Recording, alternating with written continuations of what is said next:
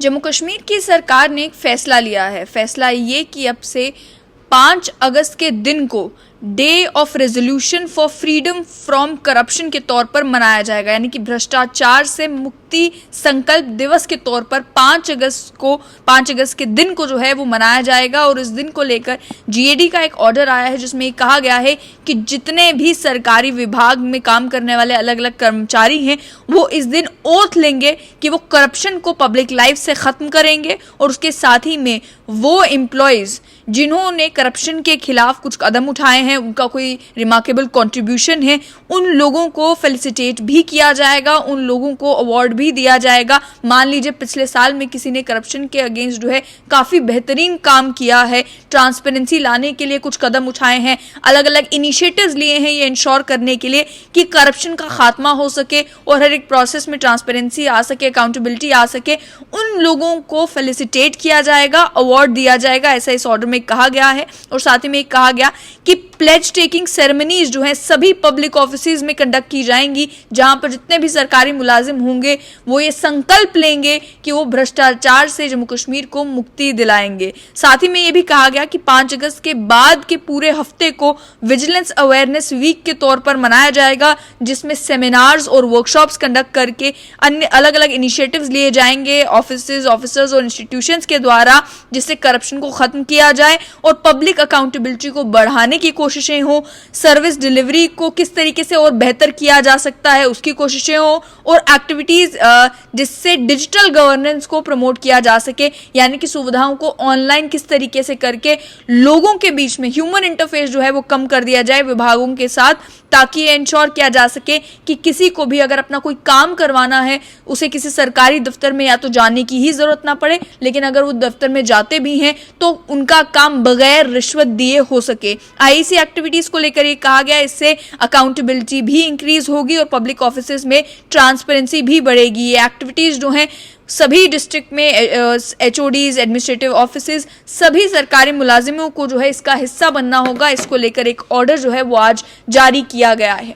Corruption की जहां तक बात की जाए तो 5 अगस्त 2019 के बाद से ही सरकार ने रिपीटेडली ये कहा कि जम्मू कश्मीर से भ्रष्टाचार को खत्म करने की कोशिश ये सरकार लेगी। वहीं उसका एक नमूना तब देखने को मिला जिस समय आप जानते हैं कि रिक्रूटमेंट में धांधली सामने आई तो लेफ्टिनेंट गवर्नर मनोज सिन्हा ने एक डिसीजन लिया कि रिक्रूटमेंट के पूरे प्रोसेस को स्क्रैप किया जाएगा और प्रोब जो है वो सीबीआई को करने के लिए कह दिया गया, और सीबीआई उस मामले में तहकीकात भी कर रही है। जो अक्यूज हैं उनकी क्वेश्चनिंग भी हो रही है, रेड भी पिछले दिनों कुछ कंडक्ट की जिनके बारे में आप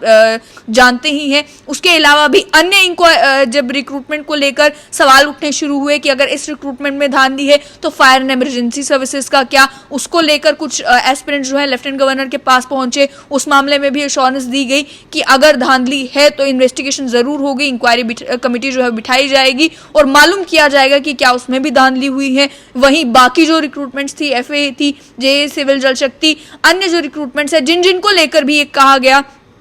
कि इनमें भी धांधली हो सकती है क्योंकि एजेंसी जो थी वो एक ही थी, तो इस तरीके की चीज़ों को भी इन्वेस्टिगेट किया जा रहा है। इंक्वायरी कमेटी उस पर भी बैठी।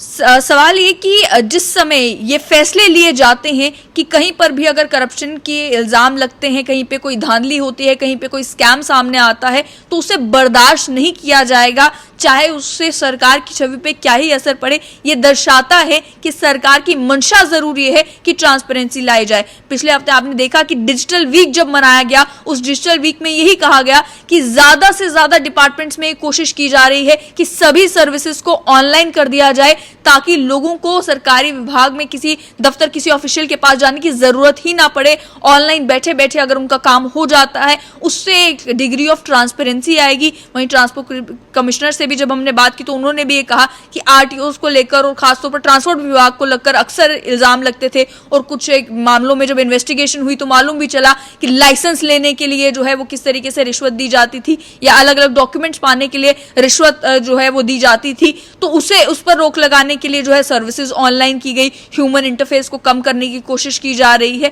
लेकिन वहीं दूसरी साइड इसकी ये है, जो मामले बन रहे हैं अभी भी करप्शन के, यानी कि लैंड रजिस्ट्रेशन का पूरा प्रोसेस प्रोसेस ऑनलाइन हो जाता है, लेकिन उसके बावजूद भी तहसीलदार को भी एंटी करप्शन ब्यूरो जो है वो धर दबोचती है रंगे हाथों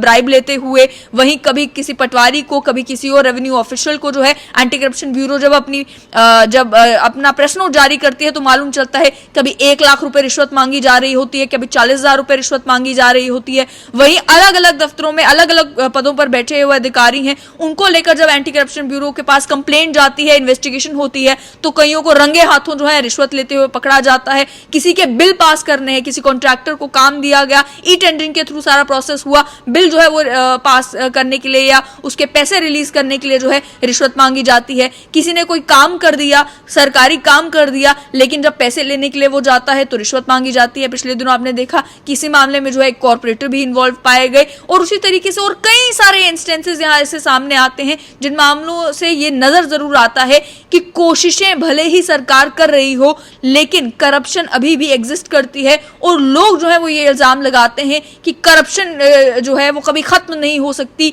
चाहे जितनी मर्जी कोशिशें कर ली जाए, क्योंकि at the end of the day जो काम कर रहे हैं वो तो अधिकारी हैं, वो ऑफिशियल्स हैं, वो अलग अलग पदों पर